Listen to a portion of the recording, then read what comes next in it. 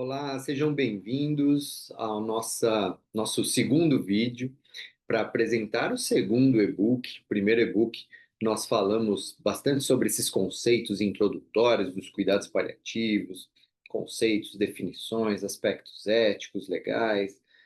Agora nós vamos falar sobre avaliação integral do paciente em cuidados paliativos. Então, esse e-book vai trazer ferramentas para você que muitas vezes precisa registrar em prontuário alguns critérios importantes da avaliação do paciente em cuidados paliativos, precisa aprender a identificar melhor quem é o paciente que está em cuidados paliativos dentro do seu serviço, até para que outros profissionais possam seguir aí na mesma linha. Então, essa é a nossa intenção com esse segundo e-book que vai trazer esse tipo de ferramenta para a gente. Bom, então, para acelerarmos aqui, vamos lá para a apresentação deste e-book, que fala, então, dos protocolos de avaliação integral em cuidados paliativos. Aqui o mesmo aviso de responsabilidade do primeiro e-book. E no sumário nós temos aqui, então, né, a parte um, plano de cuidado inicial, capítulo um, fundamentos da avaliação integral, capítulo 2, dimensões da avaliação, no capítulo 3, etapas do processo avaliativo, no capítulo 4, avaliação multiprofissional e interdisciplinar, e depois nós vamos abordar aí as ferramentas clínicas e nos encaminhamos para a conclusão. Bom, então, como nós já falamos, né, esse e-book aqui, ele tem uma ideia de trazer essa visão de uma avaliação mais integral do paciente em cuidados paliativos e não somente do ponto de vista físico, né? Eu sei que, obviamente, que os aspectos físicos são extremamente importantes, mas nós vamos ver outras dimensões aqui que necessitam ser avaliadas e de que forma a gente pode fazer isso de maneira mais correta e que faça sentido para o paciente que tem uma condição ameaçadora da vida. Então, as ferramentas clínicas tem aqui, né, um checklist das dimensões essenciais da avaliação integral, um fluxograma das etapas de avaliação do primeiro atendimento e depois um mini guia das escalas e instrumentos mais utilizados. Então, ESAS, PPS, ECOG e o SPICT, certo? Então, nos cuidados paliativos, a avaliação não é apenas uma etapa técnica, ela é o fio condutor que sustenta todo o processo de cuidado. Mais do que coletar dados clínicos, avaliar é escutar com profundidade, identificar o sofrimento em suas múltiplas dimensões e reconhecer a singularidade de cada paciente.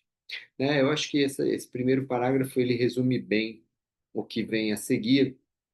É, a ideia da avaliação não é olhar para isso de forma a romantizar o cuidado paliativo, né? Nossa, então precisamos ir além do físico, porque o cuidado paliativo é diferente. Na verdade, o que nós estamos tratando aqui, o que iremos tratar aqui, deveria acontecer com qualquer tipo de paciente, né? Uma pena que a gente esteja falando isso só no contexto de cuidado paliativo, mas isso aqui deveria ser, dentro do mundo ideal, uma avaliação corriqueira no cenário de qualquer paciente que interna dentro das especialidades, ou que você atende em domicílio, ou na sua clínica, enfim. Então, vamos olhar para isso aqui de uma forma bem geral e não somente voltada para os cuidados paliativos. Claro que as ferramentas depois, né, eh, as escalas, enfim, a gente pode aplicar de acordo com a necessidade paliativa.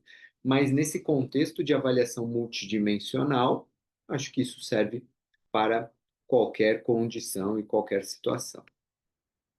Então, ao direcionar o plano de cuidado a partir dessa escuta qualificada, a equipe multiprofissional garante intervenções mais assertivas, éticas e compatíveis com os desejos da pessoa e da sua família. A avaliação integral, portanto, é mais do que um instrumento, é um compromisso com o cuidado pleno, baseado no respeito, na escuta e na dignidade.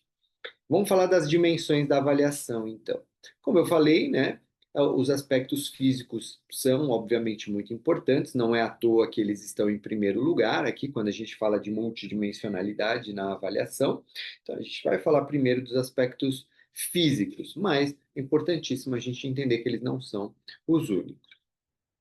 E não, muitas vezes nem são os mais importantes, dependendo do paciente, nós vamos perceber que as demandas nas outras dimensões podem ser mais importantes, mais dolorosas do que as dimensões físicas dele, né?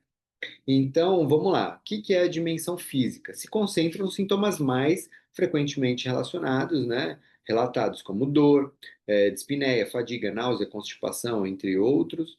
Avaliar essa dimensão exige o uso de escalas validadas, como ESAS, PPS, nós vamos falar sobre isso já já, bem como observação da funcionalidade e respostas às intervenções. No entanto, é crucial lembrar que o alívio da dor física é apenas uma parte desta jornada. Vamos para a dimensão psíquica, ou psicológica agora, né? O impacto emocional da doença pode gerar ansiedade, depressão, desesperança e dificuldade de enfrentamento. A escutativa, o vínculo terapêutico e o suporte psicológico são estratégias essenciais. Profissionais da psicologia e da enfermagem têm um papel central, mas toda a equipe deve estar atenta a expressões emocionais, comportamentais e de sofrimento subjetivo. É o que eu sempre digo, né, para os meus colegas, que fogem muitas vezes dessa conversa com o paciente, quando percebem que ele está mais deprimido, triste, ou com raiva, ou com medo. Muitas vezes as pessoas não sabem nem como avaliar isso, nem como abordar. E isso é fundamental que a gente desenvolva para que a gente possa é, saber avaliar melhor esse paciente e intervir, obviamente, da maneira mais adequada com ele. A dimensão social, né? E aí falar um pouquinho da rede de apoio, né? O papel social do paciente na família dele, na estrutura onde ele vive, a condição financeira que esse paciente tem, eu falo muito sobre isso, né? Não que dinheiro sempre ajude o paciente em cuidados paliativos, inclusive pode até atrapalhar em alguns casos, mas, por outro lado, ele pode permitir situações é, com mais recursos quando o paciente está sendo atendido por uma equipe competente. Então, sim, faz diferença, né, ter ou não ter dinheiro.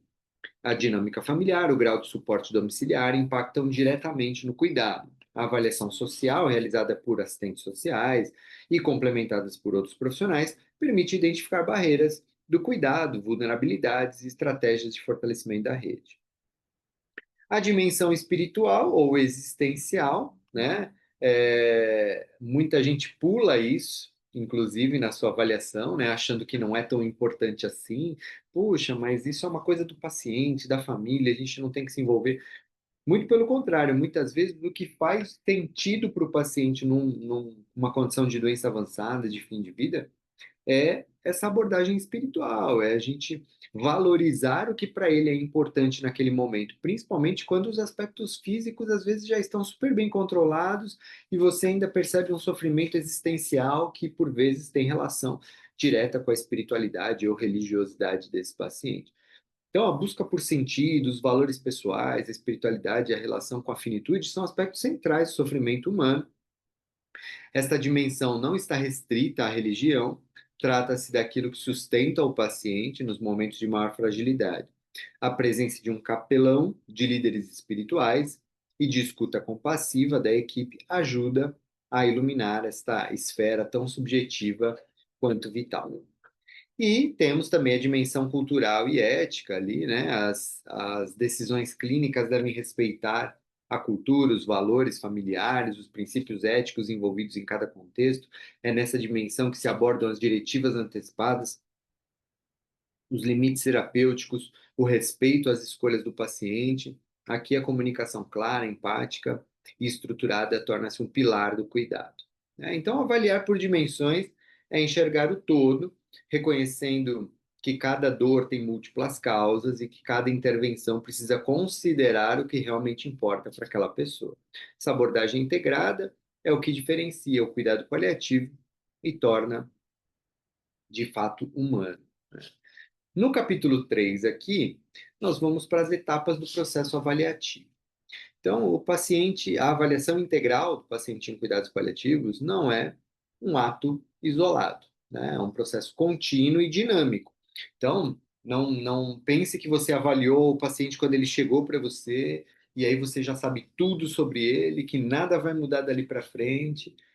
Não, muitas vezes esse paciente chega com uma ideia, e aí, à medida que a doença dele avança, ele precisa ser reabordado, ser reavaliado, porque as coisas podem ter mudado drasticamente para ele. Então, é isso.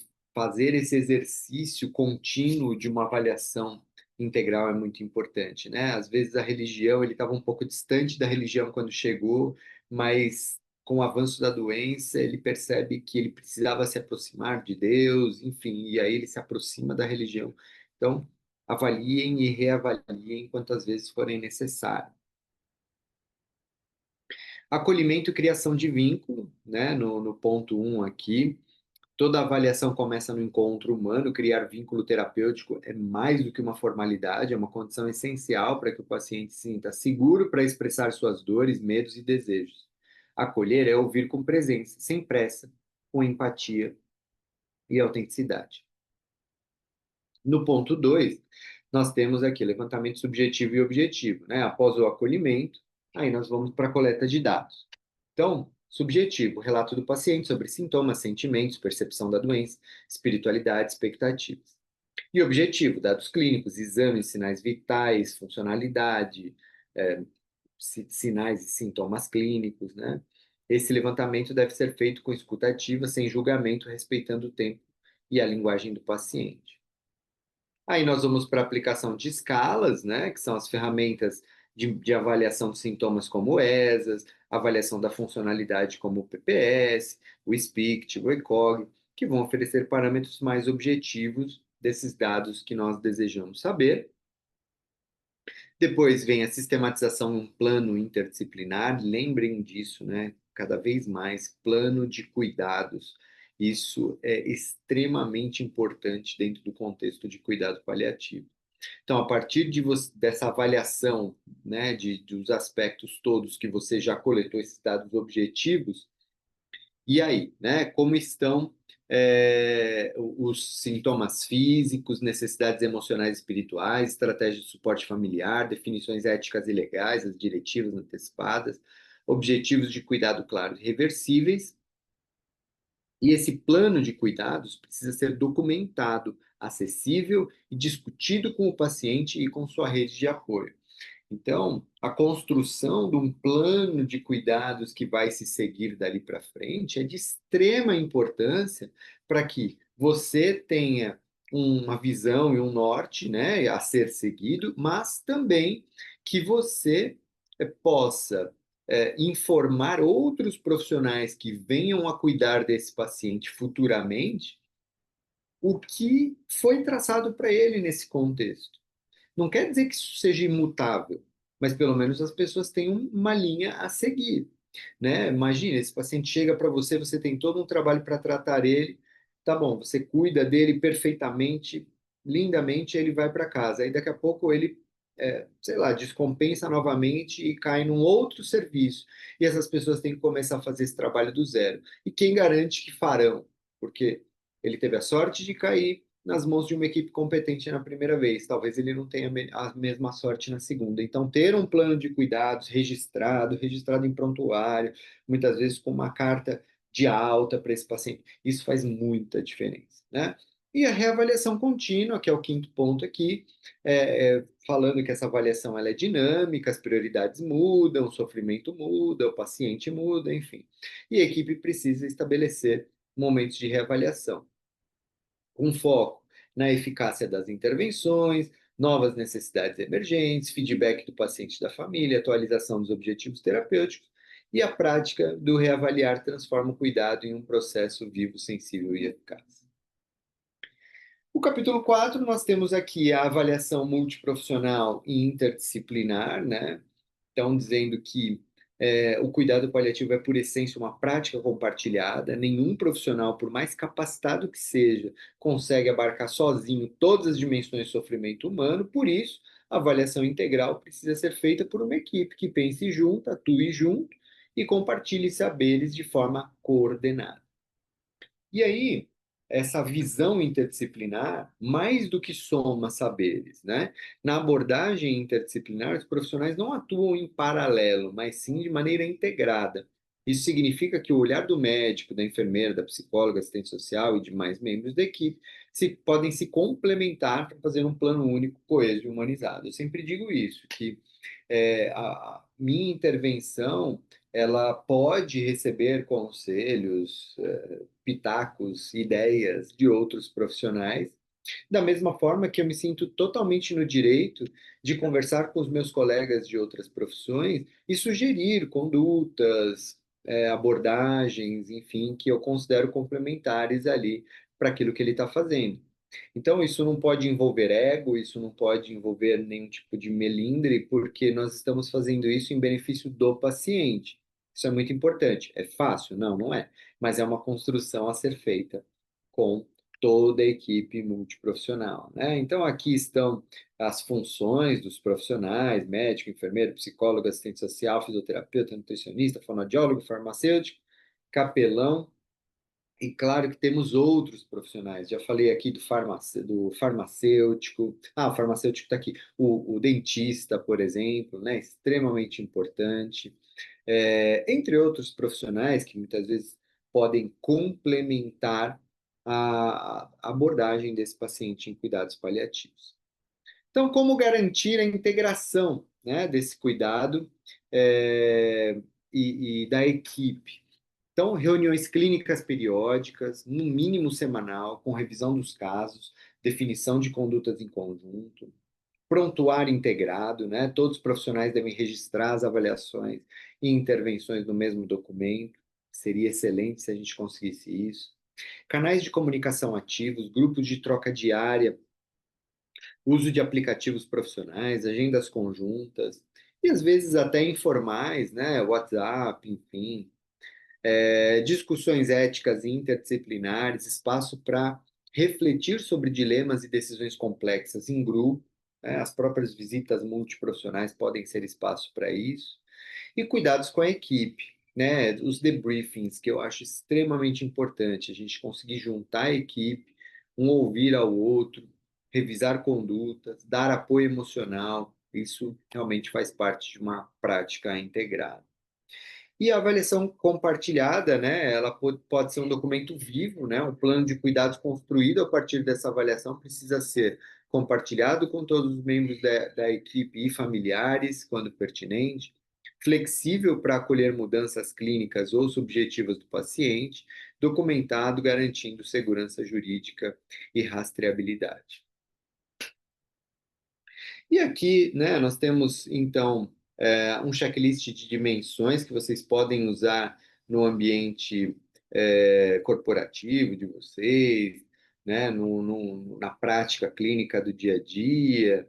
Então, ele fala lá, né, do checklist das dimensões essenciais na avaliação integral. Nós já falamos, né, dimensão física, psicológica, espiritual, dimensão social, e aqui tem, né, alguns pontinhos para serem analisados em cada uma dessas dimensões, para ver se a gente está ali realmente fazendo da forma correta, né? A dimensão cognitiva e funcional, ética e cultural, e a sistematização do plano de cuidados, tá? Então, tudo aquilo que a gente já abordou, né, anteriormente, mas isso aqui pode ficar lá no setor de vocês, isso pode ficar numa pasta para lembrar de fazer isso nas avaliações, principalmente nas avaliações de novos pacientes.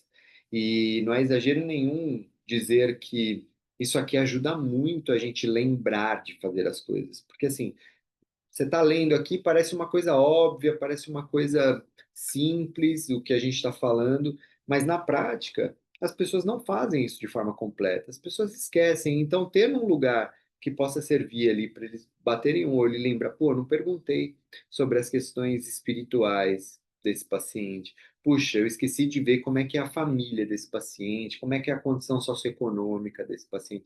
Então, às vezes, bater o olhinho ali e lembrar dessa multidimensionalidade de todos esses pontos pode ser extremamente importante. Tá? Aqui tem o fluxograma, né, as etapas de um primeiro atendimento. tendo início lá, o início do atendimento, paciente com doença ameaçadora da vida, reconhecimento do sofrimento total, início da avaliação integral. A etapa um nós vimos, né, acolhimento e vínculo. Etapa 2 levantamento subjetivo e objetivo. Etapa 3 aplicação das escalas. Etapa 4 discussão da equipe. É tudo para colocar vocês. E etapa 5 perdão, devolutiva, comunicação com a família, né? Apresentar esse plano de cuidados de forma empática e validar as decisões. Plano de cuidado definido, reavaliação periódica. Né? Tudo aquilo que a gente já falou, agora organizado nesse fluxograma, que também pode servir aí para vocês terem no dia a dia, colocado na parede, no mural, num lugar que seja fácil de visualizar. As escalas que nós comentamos anteriormente, esse é o ESAS, né? A escala de sintomas, de avaliação de sintomas de Edmonton. É uma escala muito simples que avalia sintomas de 0 a 10. Então, quais são os sintomas? São 9 pontos, né? Então, dor, cansaço, náusea, depressão, ansiedade, sonolência, apetite, falta de ar e sensação de bem-estar. Então, você pergunta para o paciente de 0 a 10 que nota ele dá para cada um desses sintomas. E ele vai responder, e óbvio que a nossa ideia na verdade, são duas principais. Primeiro, avaliar a intensidade de cada sintoma. Bacana, você vai conseguir identificar é, quanto que ele, né, está se sentindo confortável ou desconfortável em cada um desses aspectos. Segundo, ver se esses aspectos interferem um no outro. Por exemplo, ansiedade, depressão podem interferir na dor, na falta de ar, enfim, é muito frequente isso. Então, às vezes, aquilo que o paciente está chamando de falta de ar tem um componente ansioso gigantesco, e aí não adianta você ficar batendo só na falta de ar, tentando tratar uma falta de ar, se a causa dessa falta de ar é em boa parte por conta de uma ansiedade. Então, a gente precisa ter essa clareza para conseguir tratar esse paciente de uma forma mais adequada. O PPS, né, que é uma escala de performance paliativa, uma escala de funcionalidade, que foi desenvolvida para pacientes oncológicos, mas que hoje a gente acaba extrapolando para outros tipos de paciente também, principalmente pacientes não neurológicos, tá? Com doença não neurológica, que acabam tendo pacientes oncológicos, cardiopatas, nefropatas, pneumopatas, enfim, doenças reumatológicas, eles acabam tendo um comportamento de diminuição de funcionalidade um pouco mais progressivo, um pouco mais linear.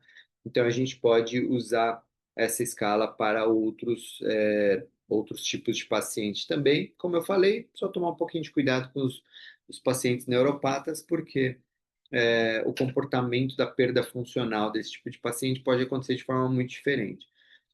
Então, o PPS é uma escala que é dividida em 5 domínios, que é deambulação, atividade e evidência da doença, autocuidado, ingesta alimentar e nível de consciência. E aí nós temos de 10% a 100%. 100% é o paciente totalmente ativo, sem nenhuma evidência de doença, sem sintomas importantes. E o 10, né, é um paciente moribundo, né? Então, totalmente restrito ao leito, não consegue realizar nenhuma atividade, totalmente dependente para as atividades básicas, somente higiene bucal na questão alimentar, ou seja, não faz nem pequenos goles, e ele está sonolento ou até mesmo numa condição de coma em relação ao nível de consciência. Então, ela é muito interessante para a gente avaliar a funcionalidade desses pacientes. Vamos para o SPICT. O SPICT é uma ótima ferramenta para a indicação das necessidades de cuidados paliativos. Né? Então, como aplicar isso? Nós temos uma lista de indicadores gerais, essa primeira parte, né, do SPICT aqui superior, ela fala de indicadores gerais, e depois nós vamos para os indicadores específicos.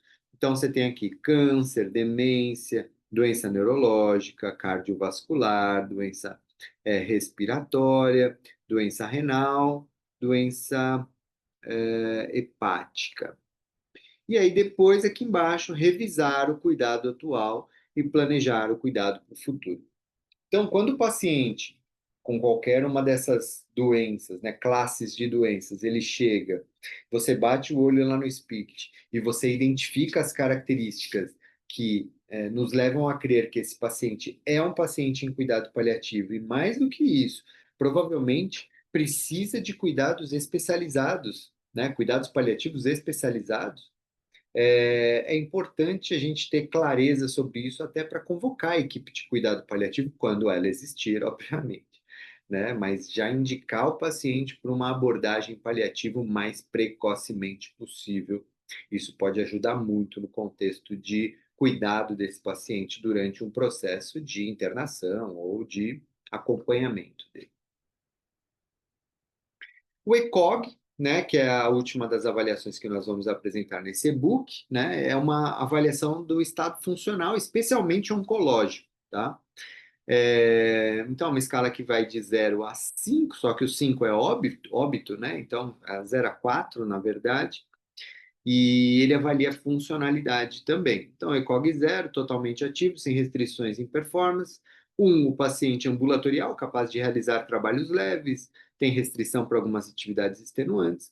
O 2, é capaz de todo autocuidado, mas incapaz de realizar qualquer atividade de trabalho, e ele passa mais do que 50% das horas dele de vigília ativo.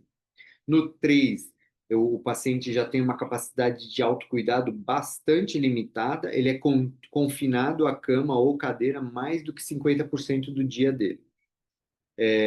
E o 4 é um paciente totalmente dependente, totalmente acamado, não realiza nem o seu autocuidado, e, obviamente, é o paciente mais grave de todos, né? Além de avaliar a funcionalidade, o ECOG, assim como o PPS, eles nos norteiam até para indicar ou não indicar condutas, tratamentos e procedimentos que podem ser considerados fúteis, obstinados, trazer mais malefício do que benefício. Então, são avaliações extremamente importantes para a tomada de decisão do paciente em cuidado paliativo.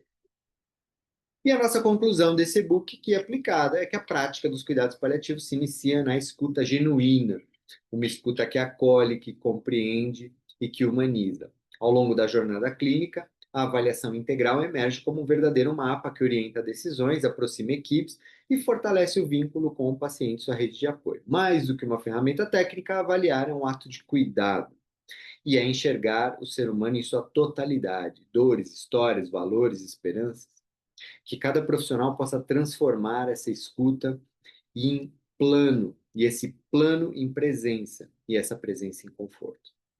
Assim, passo a passo, construir um cuidado onde a dignidade é preservada até o último instante, com clareza, compaixão e coragem. Muito bem, chegamos ao fim do nosso segundo e-book. Eu espero que tenha sido muito claro, né? Que essas ferramentas sejam muito úteis, que esses guias e fluxogramas sirvam para trazer clareza de o que avaliar e como descrever isso tudo depois em prontuário, para que a gente tenha uma abordagem paliativa muito mais sistematizada e eficaz. Ok? Muito bem, então chegamos ao fim desse segundo e-book. Agora nós vamos no próximo vídeo para o terceiro e-book e qualquer dúvida, estamos à disposição, eu e a minha equipe, para ajudá-los no que for necessário. Nos vemos no próximo vídeo. Até lá, um grande abraço.